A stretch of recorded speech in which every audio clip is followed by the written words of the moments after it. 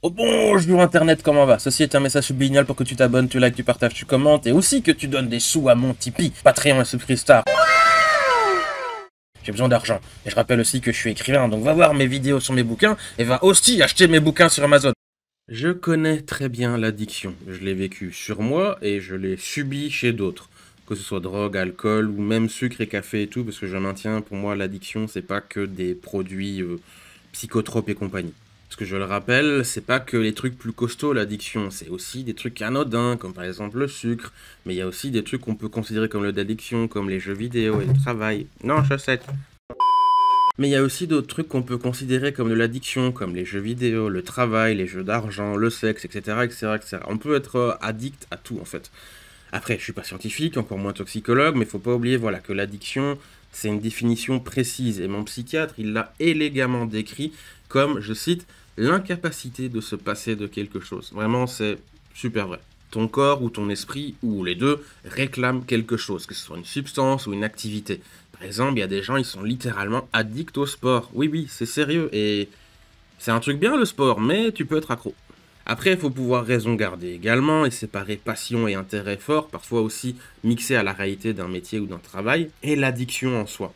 J'ai entendu plein de fois des parents dire mon enfant est accro aux jeux vidéo, alors que bah non, en fait c'est juste un gamin ou un jeune et voilà bah il préfère jouer à Minecraft ou Skyrim que faire des Lego ou aller faire une randonnée. Toi sans patient, souvent des jeunes qui passent leur journée derrière un écran à se goinfrer des meuporgs. Voilà. Meuporg. Et y a rien de mal ou dangereux ou bizarre à ça. Mais non, si le gamin il refuse d'aller à l'école pour pouvoir passer son temps sur la console ou le PC, ou alors si vous voyez votre pote totalement se laisser aller, lâcher prise de la vie, genre en général, plus sortir de chez lui parce qu'il veut pas lâcher World of Warcraft ou Call of Duty, oui, là c'est différent quand même. Pour ce genre de choses, il faut faire la nuance entre l'addiction, donc la déconnexion de la réalité ou ses obligations et la vie en général, et ne penser qu'à ce truc-là non-stop, et juste être quelqu'un de très investi. Tout comme, mettons, un mec qui siffle de la coke, mais voilà, il parvient à garder ça sous contrôle. Rare. Très rare. Mais possible.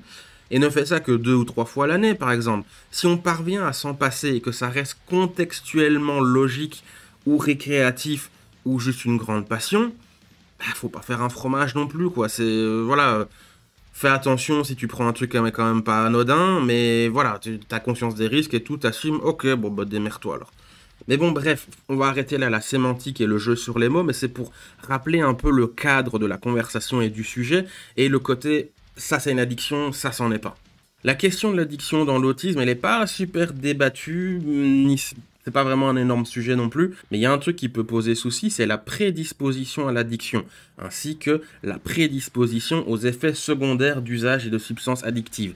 Ça, on n'en parle pas tant que ça au final. Les différentes comorbidités de l'autisme peuvent être relativement importantes, bien que les liens entre addiction et autisme ne soient pas ultra clairs. Je suis tombé sur des informations contradictoires sur le sujet, mais tous s'accordent à dire par contre que dans le cas où il y a une consommation de produits, de drogues, de médicaments, d'alcool ou ce genre de choses, les risques sont en général plus élevés. L'autisme n'est pas un trouble comme les autres, et dû à ses comorbidités notamment, la consommation de produits elle peut s'avérer dangereuse. Gardez ça à l'esprit.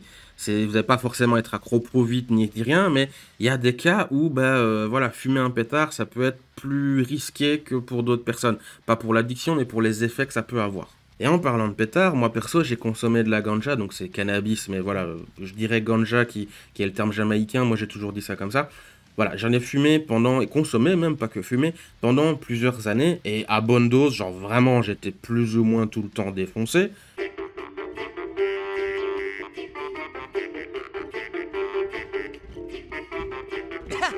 Plus ou moins, pas non-stop, mais très fréquemment, c'était rare de me choper quand j'étais pas tous effets. Ah bref, voilà, que ce soit en joint ou en douille de banque, donc pipe à eau, en space cake ou même sous forme de lait, voilà, où on a fait, entre guillemets, mariner la plante et tout, parce que le THC, en fait, il s'accroche aux cellules de graisse, donc le lait, c'est bien. Voilà, j'ai testé plein de trucs, et croyez-moi, ça coûte pas mal, en fait, de consommer de la ganja. Enfin, si on ne fait pas pousser soi-même, mais bon, ça c'est un autre débat dans lequel je n'entrerai pas. Mais oui, moi je suis pas allé jusque-là, je consommais de façon traditionnelle, et ben oui, ça coûtait pas mal. Got blunt, Got weed? A few moments later. Look at that car. Is it on fire? Hit that, son. Ça me détendait beaucoup, ça faisait beaucoup de bien au moral. Cependant, de temps en temps, il y avait des moments moins cool, et ces moments moins cool devenaient de plus en plus fréquents avec le temps. Donc un jour, j'ai décidé d'arrêter. C'est-à-dire que depuis fin 2014 ou début 2015, je suis plus sûr, pas à 100%, mais c'est cette période-là. Entre ces deux eaux-là, j'ai arrêté. Et je compte pas recommencer, parce qu'en vrai, je vois pas ce que ça pourrait m'apporter. Vraiment, enfin, voilà, quoi. Ça m'est arrivé une fois, un copain, il y a des années, il fumait, je dis, voilà, il m'a filé le pétard, donc j'ai filmé une taf vite fait, mais ça s'est arrêté là, et c'était, ouais, il y a genre 5-6 ans, plus, 7-8 plutôt, enfin bref.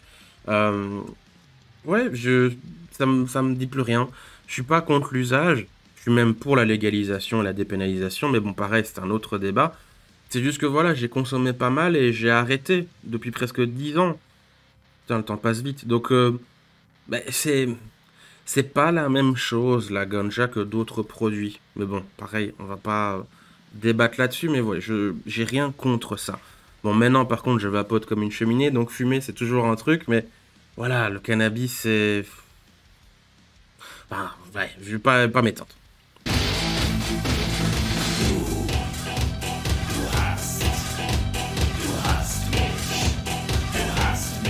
Par contre, l'alcool, ça m'a jamais attiré. Enfin, j'ai déjà été sous, évidemment. J'aime bien boire un petit coup de temps en temps dans des occasions. Mais ça m'a jamais attiré d'être sous plus que de raison. Je veux dire, à part les festivals de métal où là, évidemment, tu dois boire un coup. C'est la tradition.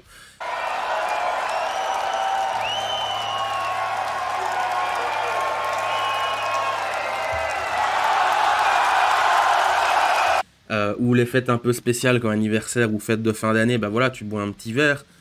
Mais ça me dit rien d'avoir un verre à portée de main en quasi permanence et tout. Enfin, c'est... Non. Mon truc, ce serait, ouais, plutôt la bouffe, le tabac, enfin, la vapote. J'aime bien manger, j'aime bien fumer. Donc, je suis plus addict à ça. Et je suis aussi addict à mon travail, mon activité. Enfin, c'est une passion dévorante, mais ça va au-delà de ça. C'est que je dois y penser tout le temps. Et je vois que je suis addict parce que j'adore ça et je veux pas arrêter. Et j'y pense tout le temps. Et je pense que je fais chier des gens des fois avec ça. Je passe pas ne serait-ce que quelques heures sans y penser.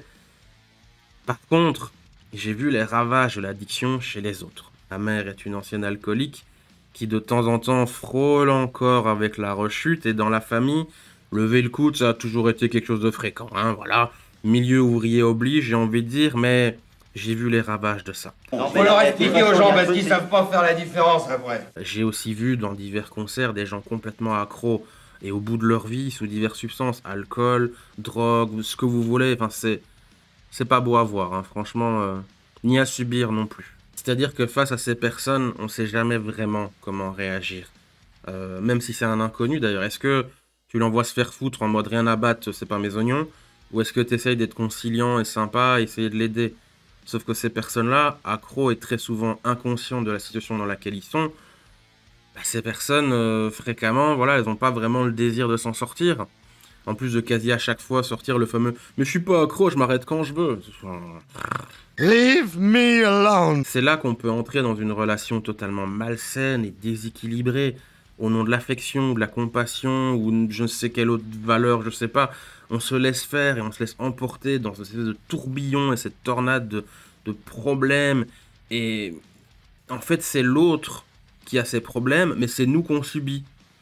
Parfois plus que la personne en question. Dans mon cas, par exemple, j'ai déjà pris des coups à la place de ma mère. Enfin, des coups, c'est pas non plus des patates, mais je me suis interposé. Voilà, j'ai pris des poussées, des gifles, des machins comme ça. J'ai subi ces crises de colère, d'alcool et tout ça, des chantages au suicide. J'ai dû batailler pour lui faire comprendre qu'elle a des problèmes de mémoire après des années de consommation d'alcool quotidienne. Voilà, je doute pas que de votre côté, vous avez aussi des tas d'expériences franchement moches à cause de ce genre de trucs. Bref, c'est une vidéo un peu décousue, je m'en excuse, mais je pense qu'au final, il faut prendre ça plus comme une espèce de témoignage personnel que réellement mes vidéos plus classiques, notamment sur l'autisme, où j'explique un peu plus des choses de façon présentation, quand même relativement ou vaguement claire et concise. Et voilà, la question de l'addiction, de la consommation, ça a pas mal influencé ma vie, j'ai vu beaucoup de choses.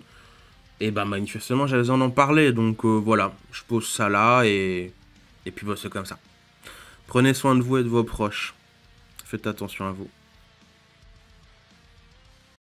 Bon ben voilà, la vidéo elle est finie. N'hésite pas à nous rejoindre sur le Discord pour nous dire si t'as aimé ou pas aimé, nous engueuler ou nous faire des gros câlins. Le lien est dans la description. Au revoir Internet, gros bisous.